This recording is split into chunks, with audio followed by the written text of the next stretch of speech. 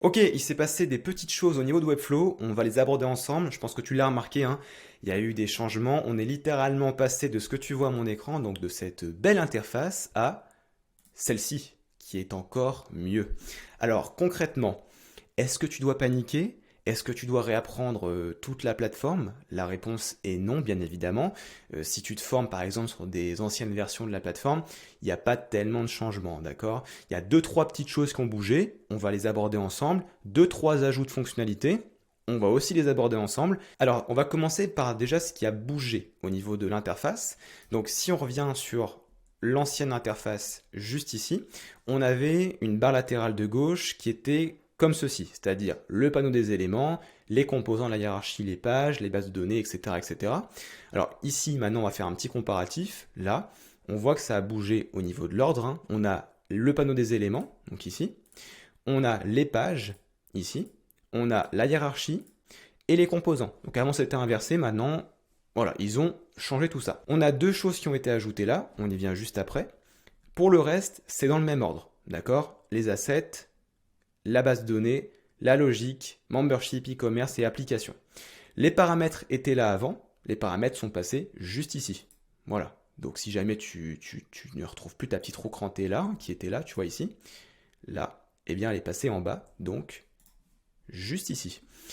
Ensuite, qu'est-ce qui a bougé encore? On a donc la preview de Webflow. Donc sur l'ancienne version, on était ici. Pareil pour les commentaires, hein. C'était en haut à gauche. Maintenant, c'est en haut à droite. Voilà, donc tu as la preview là, les commentaires à ce niveau-là.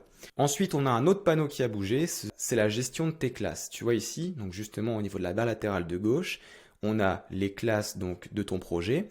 De base, ce panneau-là, il était au niveau de Style Settings and Iterations, donc juste entre les deux ici. Maintenant, il se trouve au niveau de la barre latérale de gauche. Et c'est tout ce qui a bougé. Alors si quand même une chose dont tu te sers peut-être moins, parce que tu peux faire ça en CTRL Z ou commande Z, mais c'est le retour en arrière. Donc ici, maintenant ça se trouve au niveau du menu. Là tu peux faire Undo ou Redo. Donc avant tu l'avais ici, comme sur cette version-là, donc juste là. Maintenant tu l'as au niveau ici du menu, directement. Donc vraiment, après tout ce qui va être panneau de style, c'est la même organisation. La hiérarchie de ta page, bon, ça se présente de la même manière, hein. Tes pages, c'est présenté exactement de la même manière. Les bases de données, c'est pareil. Alors bien évidemment, sur ce projet-là, j'en ai pas, mais c'est présenté de la même façon. D'ailleurs, je sais pas ce que tu penses de l'interface. N'hésite pas à nous le dire en commentaire parce que nous, vraiment, on la trouve absolument géniale, d'accord? On est passé quand même de quelque chose qui était assez banal, enfin un peu vieillot quand même, qui était plus trop dans son temps, à une nouvelle interface vraiment sympa avec ce petit côté dark qu'on apprécie bien chez Corias et chez Funnel Lab. Donc on est très content de cette nouvelle interface. Donc voilà, comme tu peux le constater, les changements sont pas énormes. Tu as aussi d'autres changements qui ont été opérés au niveau des paramètres des projets. Je te les montre quand même ici. Voilà, les onglets qui sont ici étaient à la base à l'horizontale, maintenant ils sont passés à la verticale. Effectivement, lors de la webconf, ils ont annoncé des nouvelles fonctionnalités. Donc notamment, une des plus grosses fonctionnalités, c'est les variables, juste là. Donc on a un panneau, on va pouvoir gérer des variables. Tu vois, ajouter soit des couleurs, des dimensions ou des fontes qu'on pourra ensuite attribuer à nos éléments. Tu vois ici, quand maintenant je passe sur certaines zones, donc par exemple sur Width, j'ai un petit icône violet comme ça qui apparaît.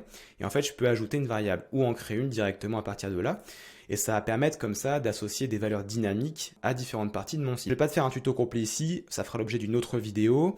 On fera aussi un tuto complet au sein de la plateforme Corias au niveau des mini-projets en fait, pour directement t'apprendre à les utiliser correctement. D'ailleurs, pour rejoindre Corias, il te suffit d'aller dans la description de la vidéo et de cliquer sur le lien, tu peux t'inscrire gratuitement pour avoir accès à la plateforme et à 4 heures de formation sur Webflow. Autre chose qui a été ajoutée, c'est le ratio au niveau ici du panneau de style. Donc tu peux maintenant gérer des ratios donc en 9/16e, 16/9e, etc. Pour par exemple tout ce qui va être vidéo au niveau du responsive pour que ça se réadapte correctement.